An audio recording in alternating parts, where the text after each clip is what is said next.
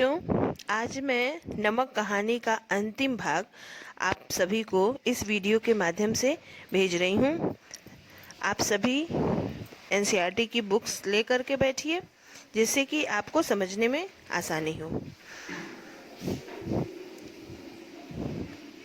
जब उसका सामान कस्टम पर जांच के लिए बाहर निकाला जाने लगा।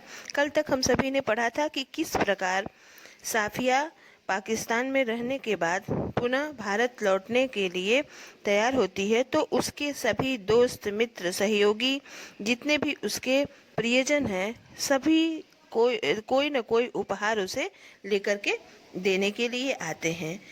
उन उपहारों को व्यवस्थित ढंग से रखने के पश्चात जब वो सोती है तो उसे स्वप्न में इकबाल का मकबरा, लाहौर का किला और वहाँ पर बैठे हुए उसके माता पिता की बेजान परछाइयाँ दिखाई देती हैं, जो उनसे प्रश्न कर रही हैं कि अब तुम कब आओगी।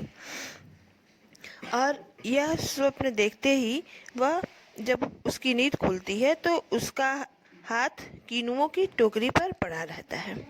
अब यहाँ तक का कल के वीडियो में मैंने आपको पढ़ा दिया था। आगे का अंश आज प्रारंभ करते हैं। साफिया का सामान कस्टम से जांच के लिए निकाला जा रहा था। जब उसका सामान कस्टम पर जांच के लिए बाहर निकाला जाने लगा तो उसे एक झिरझिरी सी आई और एकदम से उसने फैसला किया कि मोहब्बत का यह तोहफा चोरी से नहीं जाएगा, कस्टम वालों को दिखाएगी वह। उसने जल्दी से पुड़िया निकाली और बैग में रख ली। उसमें उसके पैसों का पर्स और पासपोर्ट आदि थे। जब सामान कस्टम से होकर रेल की तरफ चला तो वह एक कस्टम अफसर की तरफ बढ़ी। ज़्यादातर मेजें खाली हो चुकी थी, एक दो पर इक्का दुक्का सामान रखा था। वहीं एक साहब खड़े थे, लंबा कद, दुबला पतला जिस्म, यानी दुबला पतला शरीर, खिचड़ी बाल, बालों पर ऐनक। वे कस्टम अफसर की वर्दी पहने थे, मगर उन पर वह कुछ जच नहीं रही थी। साफिया कुछ हिचकिचाकर बोली, मैं आपसे कुछ पूछना चाहती हूँ। एयरपोर्ट पर जब कस्टम ऑफिसर को अपनी बूढ़ी सिख माँ को देने के लिए उपहार स्वरूप लाहौरी नमक लेकर के वो जाती है, तो वह लाहौरी नमक निकाल करके कस्टम ऑफिसर को दिखा करके ले जाना चाहती है। इसलिए वह कीनुओं की टोकरी से उस नमक की पुड़िया को निकाल करके अपने हैंडबैग में रख लेती है और अब उस कस्टम अधिकारी से बातचीत करते हुए कहती है,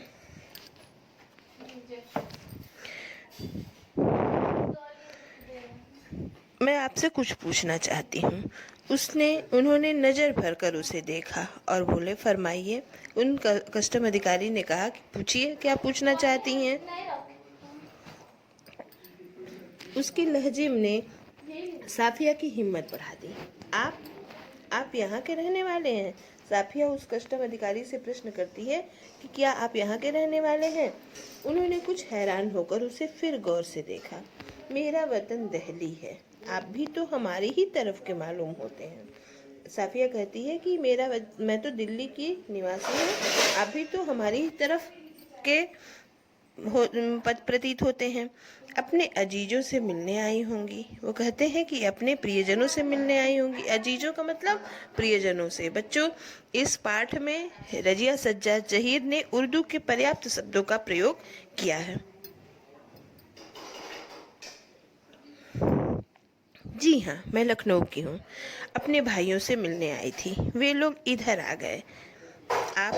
आपको भी तो शायद इधर आए। अब वह उस कस्टम अधिकारी से कहती है कि आपको भी तो इधर आए कुछ। जी, जब पाकिस्तान बना था तभी आए थे, मगर हमारा वतन तो दिल्ली ही है। वह कस्टम अधिकारी साफिया के प्रश्नों का जवाब देते हुए कहता है कि जब हिंदुस्तान बना था तो हम लोग इधर आए थे, परंतु हमारा वतन तो आज भी दिल्ली है, अर्थात आज भी उसे अपनी मातृभूमि के रूप में दिल्ली की ही याद आती है, स्मरण होता है और दिल्ली को छोड़ करके वह पाकिस्तान को अपनी मातृभूमि स्वीकार करने में अपने आप को इतने वर्षों बाद भी असहज महसूस करता है।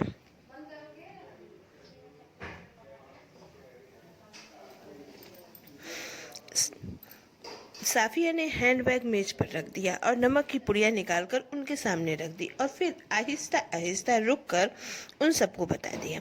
आहिस्ता आहिस्ता का तात्पर्य बच्चों धीरे धीरे, यानी साफिया हैंडबैग से नमक निकाल करके उस कस्टम अधिकारी के समक्ष रखती है और पूरी कथा कि किस तरह से एक सिख महिला ने उनसे उपहार स्वरूप वो लाहौरी नमक लाने के लिए कहा है और उसको लाने के लिए वो यहाँ पर उपस्थित हुई हैं। सारी घटनाक्रम वो उस कस्टम अधिकारी से कह देती हैं। उन्होंने पुड़िया को धीरे से अपनी तरफ सरकाना शुरू किया।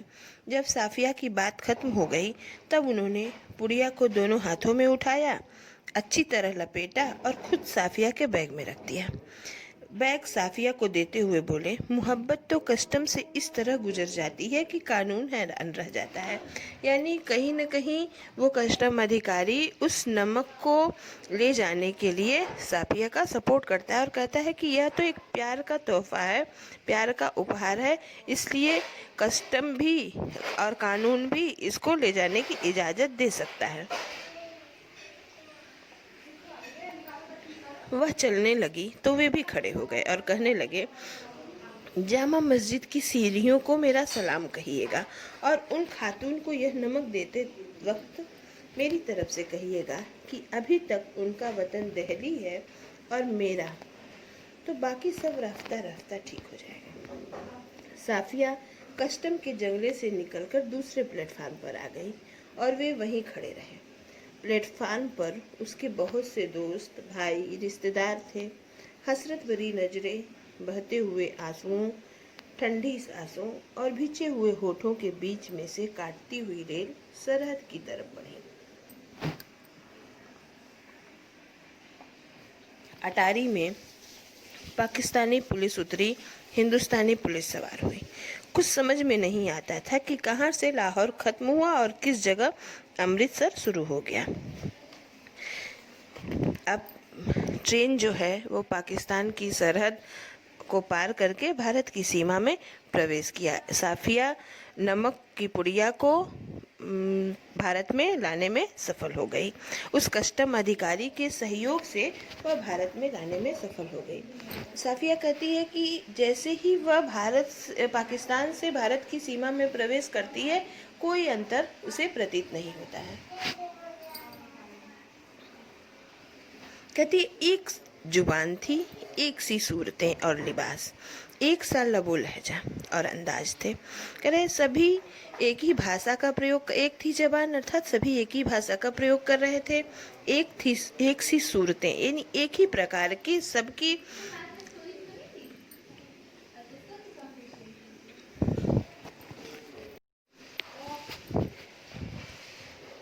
साफिया भारत पाकिस्तान के नागरिकों की एक रूपता को देख करके आश्चर्य उसे होता है। कहती है कि एक थी जबान थी, एक सी सूरतें और लिबास, यानी सबकी भाषा भी एक थी, सबके नैन नक्श यानी शरीर का आकार प्रकार भी एक था और एक ही प्रकार के वस्त्र पहने हुए थे। एक सा लबो लहजा, लबो लहजा का तात्पर्य बच्चों बोलना और बोलने का अंदाज सभी एक प्रकार थे। गालियाँ भी एक सी ही थीं, जिसे दोनों बड़े प्यार से एक दूसरे को नवाज रहे थे। यानी एक ही प्रकार की भाषा, यहाँ तक कि गालियाँ भी एक ही जैसी थीं। यह पता ही नहीं चलता था कि कहाँ पाकिस्तान समाप्त हुआ और कहाँ से हिंदुस्तान प्रारंभ हो गया। बस मुश्किल इतनी थी कि भरी हुई बंदूकें दोनों के हाथ में थी। लेखिका यह आश्चर्य व्यक्त करती है कि दोनों देशों के नागरिकों के बीच में भरी हुई बंदूकें थीं। अमृतसर में कस्टम वाले फर्स्ट क्लास वालों के सामान की जांच उनके डिब्बे के सामने ही कर रहे थे। साफिया का सारा सामान देखा जा चुका था। वह उन नौजवान कस्टम अफसर की ओर बढ़ी जो बातचीत और सूरत से बंगाली लगते थे। देखिए मेरे पास नमक है थोड़ा सा। अब साफिया कहती है कि मेरे पास अब उधर पाकिस्तान में उन्होंने एक कस्टम अधिकारी से जो कि दिल्ली के थे उनसे बातचीत करके वो नमक की पुड़िया वहाँ से लाने में सफल हो जाती है और यहाँ भारत में अमृतसर के में एक बंगाली कस्टम अधिकारी से बात करके वह नमक की पुड़िया को लाने में सफल होती है। फिर उसने हैंडबैग खोला और वह पुड़िया उनकी तरफ बढ़ाते हुए अटकते झिझकते हिचकिचाते हुए उनको सब कुछ कह सुनाया। उन्होंने सिर झुका लिया, सुनते रहे, बीच बीच में सिर उठाते रहे, गौर से उसे देखते फिर सुनने लगते। पूरी बात हो गई तो उन्होंने एक बार फिर साफिया को ऊपर से नीचे तक देखा, धीरे से बोले, इधर आइए जरा। अब वह बंगाली कस्टम अधिकारी जो मूलतः ढाका के निवासी थे, अब जब भारत पाकिस्तान का विभाजन नहीं हुआ था तो ये पूरा क्षेत्र हिंदुस्तान के अंतर्गत आता था। तो उस कस्टम अधिकारी ने साफिया की बातें ध्यानपूर्वक सुनी और सुनने के बाद वह उन्हें एक अलग कमरे में बुला करके ले जाते हैं।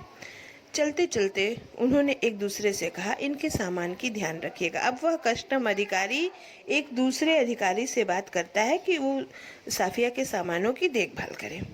प्लेटफार्म के सिरे पर एक कमरा था, वे उसके अंदर घुसे। साफिया दाखिल होने से हिचकिचाई। अब उस कमरे में जाने में साफिया को हिचक लगती है, फिर भी वह उसमें जाती है। वे मुस्कुराकर बोले, आइए आइए ना। जेब से रुमाल निकालकर उन्होंने कुर्सी को झाड़ा और बोले, बैठिए। साफिया ने पुड़िया और बैग को मेज पर रख दिया।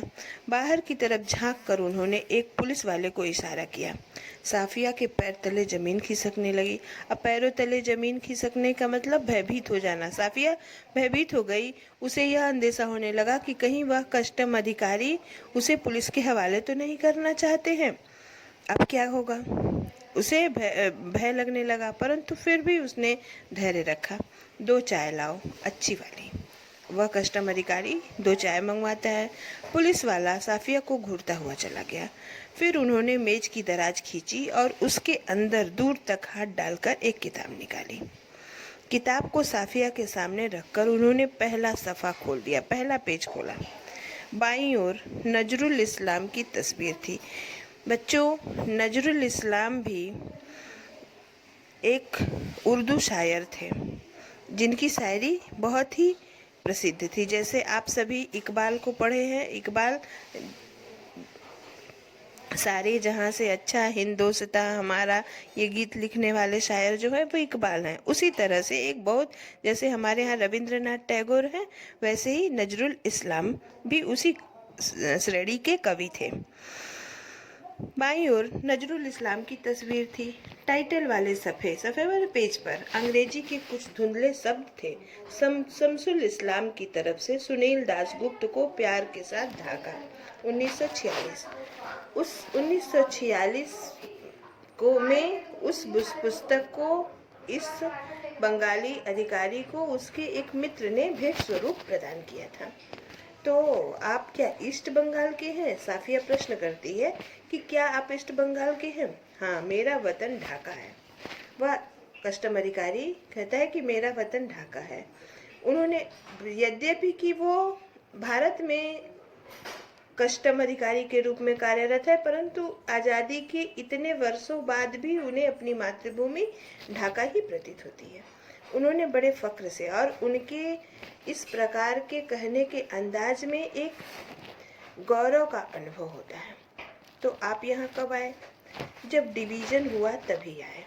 कहते हैं कि जब भारत पाकिस्तान का विभाजन हुआ तब हम अपने मातृभूमि को छोड़ करके यहाँ आ गए, मगर हमारा वतन तो ढाका ही है। कहते हैं कि हमारा देश तो ढाका ही है। मैं तो कोई 12-13 साल का था, पर नजरुल और टैगोर को तो हम लोग बचपन से पढ़ते थे।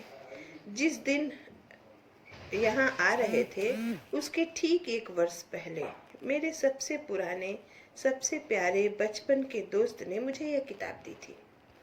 उस दिन मेरी सालगिरह थी।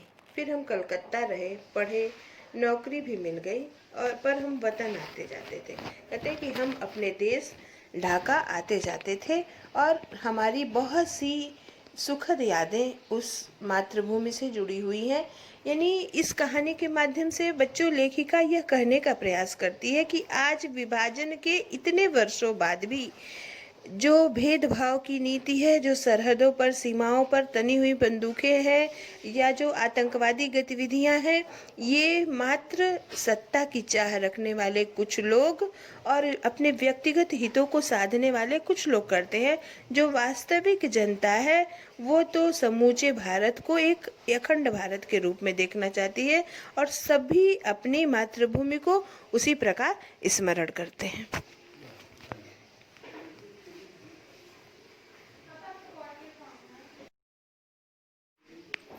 वतन, साफिया ने जरा हैरान होकर पूछा। मैंने आपसे कहा ना कि मेरा वतन ढाका है। उन्होंने जरा बुरा मानकर कहा। उस कस्टम अधिकारी ने साफिया की बात का बुरा माना कि मैंने जब आपको एक बार बता दिया कि मेरा वतन ढाका है तो फिर आप बार बार प्रश्न क्यों कर रही हैं? हाँ हाँ, ठीक है ठीक है, साफिया जल्दी से बोली। तो पहले तो बस उधर ही कस्टम था, अब इधर भी गोलमाल हो गया है। उन्होंने चाय की प्याली साफिया की तरफ खिसकाई और खुद एक बड़ा सा घूंट भरकर बोले, वैसे तो डाव कलकत्ता में भी होता है। डाव बच्चों, नारियल पानी, नारियल पानी जो हरा नारियल जिससे हम पानी पीते हैं। कहते वैसे तो डाव कलकत्ता में भी होता है, जैसे नमक यहाँ भी होता है, पर हमारे यहाँ के डाव की क्या बात। कहते हैं कि हमारे यहाँ के जो मतलब ढाका में जो डाव होता है उसका स्वाद कुछ और ही होता है। हमारी ज़मीन, हमारे पानी का मज़ा ही कुछ और है। कहते हमारी मातृभूमि, वहाँ के पानी, वहाँ की सभी चीज़ों का आनंद ही कुछ और है। उठते वक्त उन्होंने पुड़िया साफिया के बैग में रख दी और खुद उस बैग को उठाकर आगे आगे चलने लगे। साफिया ने उसके पीछे चलना शुरू किया। जब साफिया अमृतसर के पुल पर चढ़ रही थी तब पुल के सबसे नीचे सीढ़ी के पास वे सिर झुकाए चुपचाप खड़े थे। साफिया सोचती जा रही थी कि किसका वतन कहाँ है, वह जो कस्टम के इस तरफ या उस तरफ।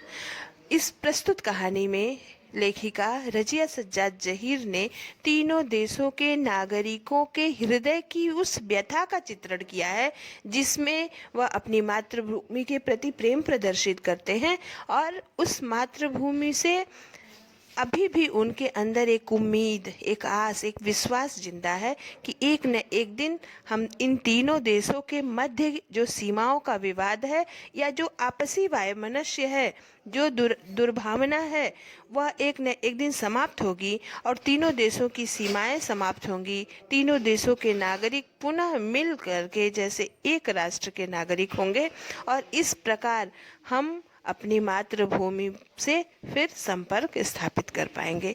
तो बच्चों, वर्तमान परिप्रेक्ष्य में यह कहानी बहुत ही प्रेरणास्पद कहानी है, जहां आज भारत पाकिस्तान बांग्लादेश के साथ सीमा विवाद चरम पर है।